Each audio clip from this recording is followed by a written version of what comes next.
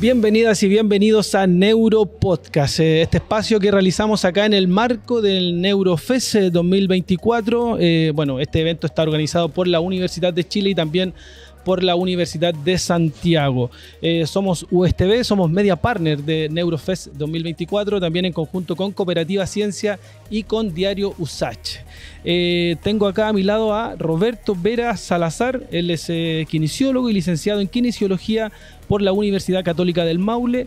También es magíster en neurociencias en la Universidad de Chile y también es autor del libro titulado Nuevas neuronas en nuestro cerebro: cuestionamientos a uno de los principales dogmas de las neurociencias, publicado en el año 2023. Y acá va a estar realizando su charla Regeneración Neuronal. Con él vamos a estar conversando sobre el regeneramiento neuronal en nuestro cerebro. La pregunta: ¿nuestro cerebro puede generar nuevas neuronas? Roberto, te lo preguntamos a ti. Bienvenido a Neuropodcast. Gracias, Danilo. Un gusto estar con ustedes. Muchas gracias por la posibilidad de conversar. Bueno, efectivamente sí. Nuestro cerebro, el cerebro de los mamíferos en general, es capaz de generar nuevas neuronas.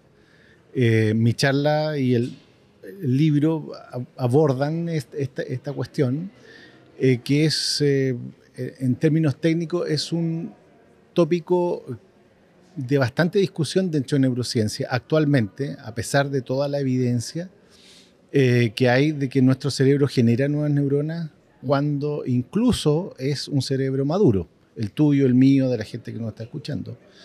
Y en ese contexto voy a explicar hoy día en Neurofest más o menos la trayectoria cronológica de este mito de neurociencia y cómo finalmente ya no lo es tanto, por decirlo de alguna forma.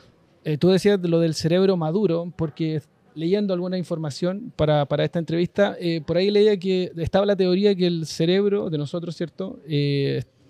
¿Cómo es la palabra? Si es producir neuronas o hasta los 18 años, estaba la teoría. Sin embargo, según tu libro también, eso dice que no, ¿cierto? Que nosotros ya digamos, una edad mayor, nuestro cerebro sigue trabajando, sigue produciendo neuronas. Claro, ahí es donde la neurociencia hace sus distingos, ¿cierto? Y pone algunos matices. Lo que tú bien dices corresponde finalmente a estudios que han mostrado que en la vida postnatal temprana y hasta aproximadamente los 18 años de edad, en cerebros humanos, la tasa de neurogénesis, o sea, de generación de nuevas neuronas, es muy alta. Después de los 18 años esto decae, ¿ya? Pero se siguen generando nuevas neuronas a partir de un pool de células que se llaman células troncales neurales o células madres del sistema nervioso. Es cierto que hasta la década de los 60 más o menos se pensaba, por una investigación, digamos, cambió este paradigma, se pensaba que nuestras neuronas morían, ¿cierto? Y no se regeneraban.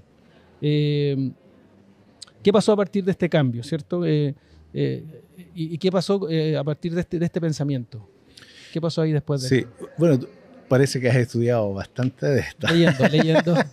Sí, efectivamente, eso tú lo dices muy bien. Ocurrió algo en la década de los 80, donde ocurre el cima más importante, pero de la década de los 60, como tú bien lo dices, empezaron a haber cuestionamientos a este dogma que se instala con Santiago Ramón y Cajal. Santiago Ramón y Cajal, un neurobiólogo, un histólogo español, actualmente considerado el padre de la neurociencia moderna, nos dejó una sentencia, una frase, que decía en síntesis que nuestro cerebro, los órganos maduros, no eran capaces de generar nuevas estructuras, sino que el cerebro básicamente se las arreglaba con el conexionado que tenía fijo e inmutable, decía Cajal. Pero arregló enseguida, dijo, y les va a corresponder a las generaciones posteriores determinar si esto es tan verdad o no. Y en la década de los 80, Fernando Nottebohm, con unos experimentos muy elegantes, muy bonitos, muy finos en canarios, y es lo que voy a mostrar yo en Neurofest, finalmente da el gran salto y dice, es efectivo que se puede crear nuevas neuronas en los cerebros ya maduros. Lo demostró en canarios maduros. Lo que faltaba vino después de los 80, pero fue Fernando Nottebohm el que da el gran puntapié inicial para que esto se despegue a unos niveles que le conocemos hoy día, trabajos en ratas, ratones, en macacos y en nuestra misma especie en humanos. Perfecto. Roberto, también te queríamos preguntar, ¿qué le pasa a nuestro cerebro, que con el equipo lo conversábamos en la semana, cuando, por ejemplo, hacemos deporte? ¿Qué pasa con nuestro cerebro cuando nosotros hacemos deporte? Sí, bueno.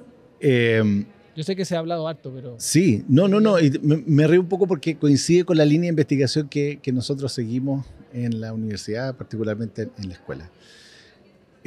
Uno de los efectos, una de las características que tiene nuestro cerebro a toda edad, y esto es sin distingo de edad ni obviamente de género, es que nuestro cerebro es muy plástico, es capaz de cambiar su estructura a partir de estresores externos medioambientales. De hecho, una de las cuestiones que va a pasar a todos los asistentes de Neurofest es que su cerebro va a perder un pool de neuronas, pero se va a enriquecer de un pool de neuronas existentes. ¿Ya? O sea, en definitiva, nuestro cerebro es capaz de cambiar de acuerdo a las circunstancias y a los estresores medioambientales. Particularmente, el ejercicio es capaz de modificar estructuras de nuestro cerebro en virtud de cambios plásticos de los circuitos que ya existen, vale decir, de las neuronas que ya están. Pero también ha mostrado el ejercicio en ciertas dosis de ciertas características, bajo ciertas circunstancias, que nuestro cerebro es capaz de generar nuevas neuronas cuando hacemos ejercicio. Y eso se traduce y algunos estudios lo muestran con bastante fiabilidad, que nosotros, a partir de esa situación, somos capaces de mejorar nuestro ánimo, nuestra concentración, nuestra capacidad de enfrentar escenarios distintos.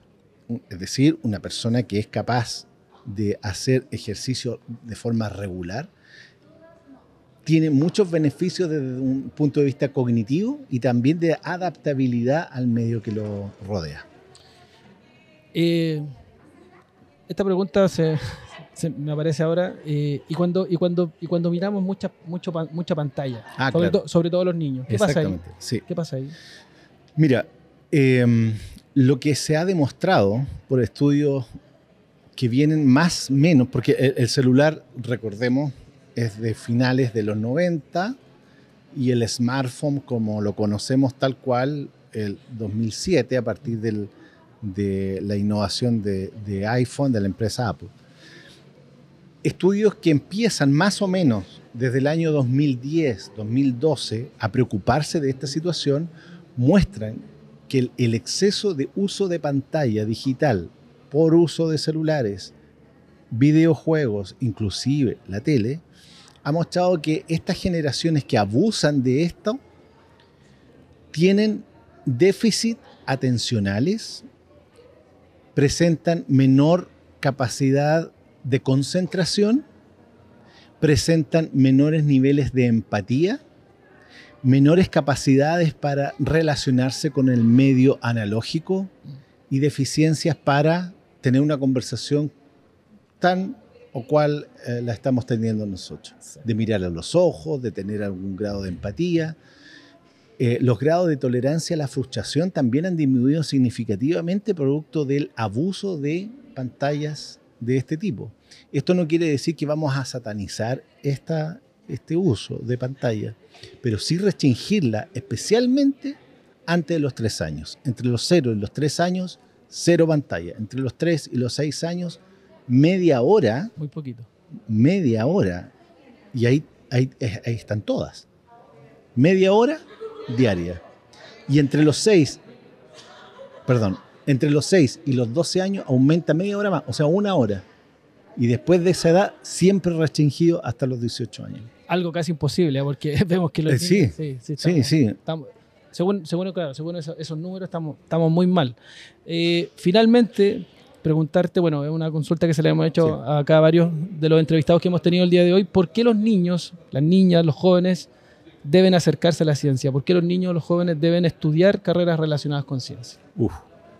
Mira, es una muy buena pregunta. De hecho, mañana vienen mis 2 hijas, vienen 2 sobrinas.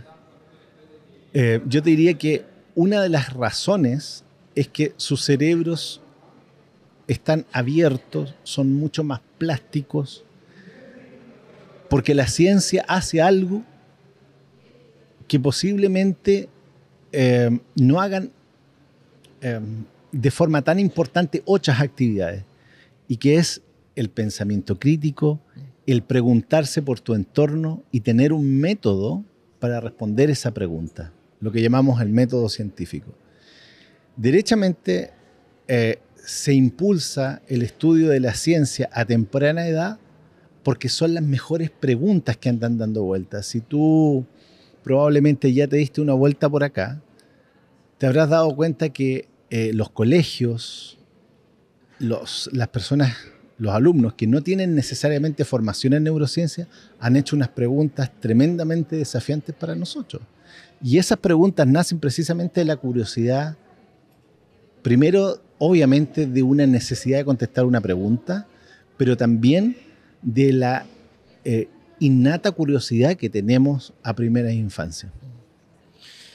Interesante, interesante, Roberto. Bueno, te queremos agradecer, Roberto, por haber pasado acá por las pantallas de USTV, de nuestro Neuro Podcast, así que agradecido, Roberto. Muchas gracias a ustedes por ser el media partner de esta tremenda iniciativa, agradecer este espacio que siempre es tan necesario para nosotros los académicos. Muchas gracias, Danilo. Ahí estaba entonces Roberto Vera Salazar, magíster en neurociencia en la Universidad de Chile y también académico de la Universidad de Santiago de Chile. Nosotros nos reencontramos en un próximo capítulo de Neuro Podcast.